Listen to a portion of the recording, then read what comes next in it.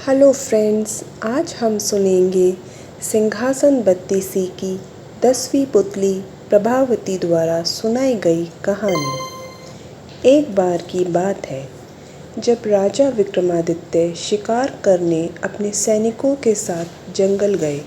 चलते चलते राजा इतना आगे निकल गए कि उन्हें दूर दूर तक सैनिक नहीं दिखे। तभी उनकी नज़र एक पेड़ पर गई जहाँ एक लड़का रस्सी डालकर उससे लटकने की कोशिश कर रहा था।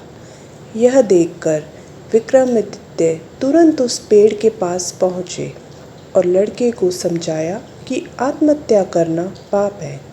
राजा ने आगे कहा कि खुद को मारना पाप ही नहीं बल्कि अपराध भी है और इसके लिए मैं तुम्हें सज़ा भी दे सकता हूँ। तुम इतने स्वस्थ हो लेकिन ऐसी डरपोक जैसी हरकत करने के पीछे क्या कारण है? यह लड़का सहमी आवाज़ में बोला कि मैं अपने प्रेम की वजह से जान देना चाहता हूँ। इतना सुनकर राजा विक्रमादित्य ने लड़के से पूछा कि आखिर उसके साथ ऐसा क्या हुआ है। तब लड़के ने बताया कि उसका नाम वसु है और वह कलिंग का रहने वाला है। एक दिन वह जंगल से गुजर रहा था, तभी उसकी नज़र एक लड़की पर पड़ी। युवती को देखते ही उसने शादी करने का प्रस्ताव रख दिया, लेकिन लड़की ने विवाह करने से मना कर दिया।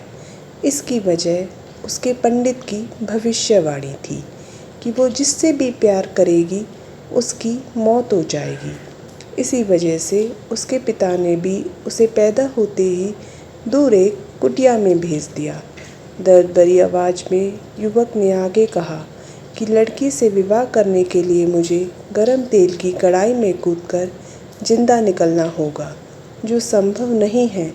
इसी वजह से अब मैं जीना नहीं चाहता। वसु की बातों को सुनने के बाद राजा विक्रमादित्य ने उसे वचन दिया कि वो उसका विवाह उसी लड़की से कराएंगे जिससे वो प्यार करते हैं। इतना कहकर राजा अपने साथ वसु को लेकर लड़की की कुटिया में पहुंच गए। वहां पहुंचते ही विक्रमादित्य ने कुटिया के तपस्वी से उस युवती का विवाह वसु से करने की बात कही।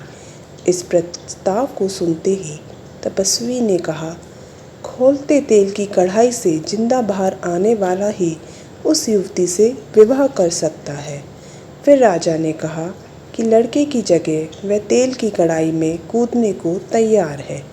राजा के इस आत्मविश्वास को देखने के बाद तपस्वी ने गरम तेल की कढ़ाई मंगवाई। कढ़ाई के आते ही महाराज विक्रमादित्य ने माँ काली को याद किया और उसमें कूद पड़े। खौलते तेल की वजह से राजा की मौत हो गई।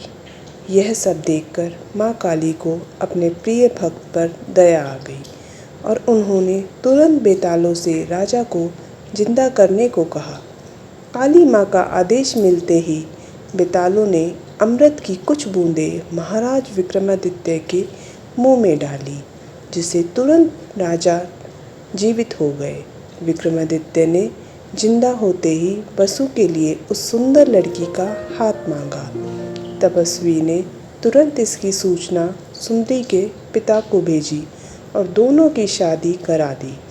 विवाह संपन्न होते ही वसु ने राजा विक्रमादित्य को शुक्रिया कहा और खुशी खुशी लड़की के साथ अपने घर की ओर निकल पड़ा।